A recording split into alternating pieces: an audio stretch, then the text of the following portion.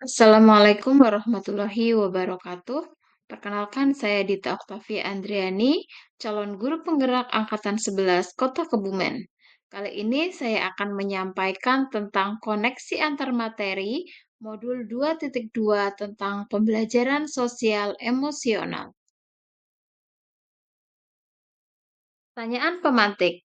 Apa kesimpulan tentang perubahan pengetahuan, keterampilan, sikap sebagai pemimpin pembelajaran setelah mempelajari pembelajaran sosial dan emosional?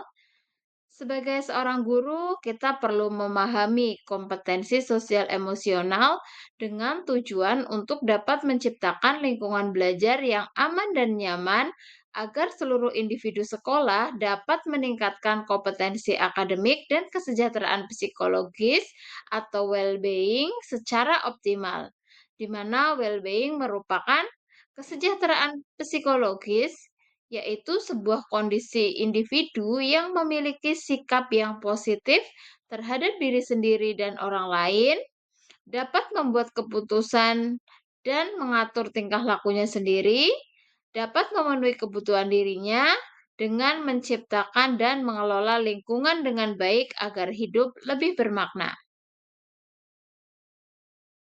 Apa kaitan pembelajaran sosial dan emosional yang telah Anda pelajari dengan modul-modul sebelumnya?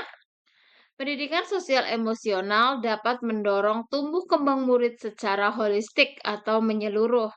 Manfaat kompetensi sosial emosional adalah dapat menumbuhkan murid yang memiliki karakter disiplin, santun, jujur, responsif, proaktif, ingin tahu tentang ilmu sosial budaya.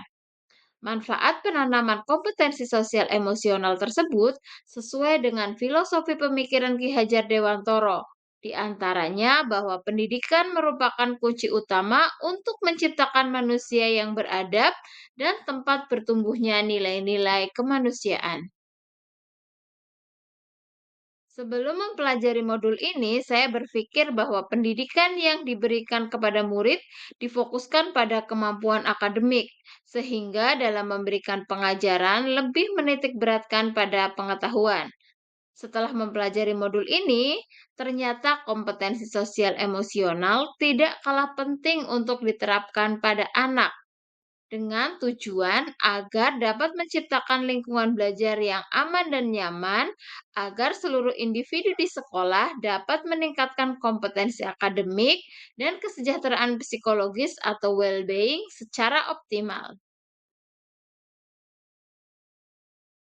Berkaitan dengan kebutuhan belajar dan lingkungan yang aman dan nyaman untuk memfasilitasi seluruh individu di sekolah agar dapat meningkatkan kompetensi akademik maupun kesejahteraan psikologis atau well-being, ada tiga hal mendasar dan penting yang saya pelajari adalah yang pertama, menerapkan praktik mindfulness yaitu menyikapi, memproses, dan merespon permasalahan yang dihadapi untuk fokus pada situasi saat ini, bukan kekhawatiran pada masa depan atau penyesalan masa lalu.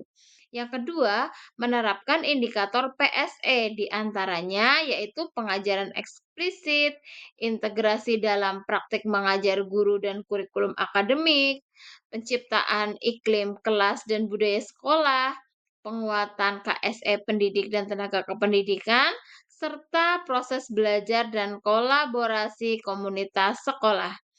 Lalu yang ketiga yaitu menerapkan 5 kompetensi sosial emosional, yaitu kesadaran diri, manajemen diri, kesadaran sosial, keterampilan berelasi, dan mengambil keputusan yang bertanggung jawab.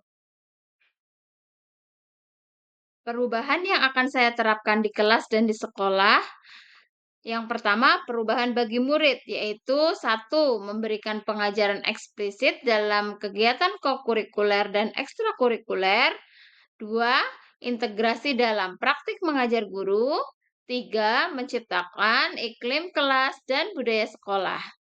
Sedangkan perubahan bagi rekan sejawat yaitu melalui KSE pendidik dan tenaga kependidikan dengan memodelkan atau menjadi teladan bagi guru atau tenaga kependidikan di sekolah dengan menerapkan KSE dalam peran dan tugas. Lalu belajar dengan agenda sesi praktik baik dan berkolaborasi dengan mengintegrasikan KSE dalam rapat guru.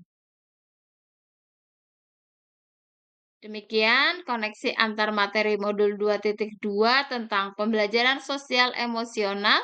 Terima kasih sudah menyaksikan. Semoga bermanfaat. Wassalamualaikum warahmatullahi wabarakatuh.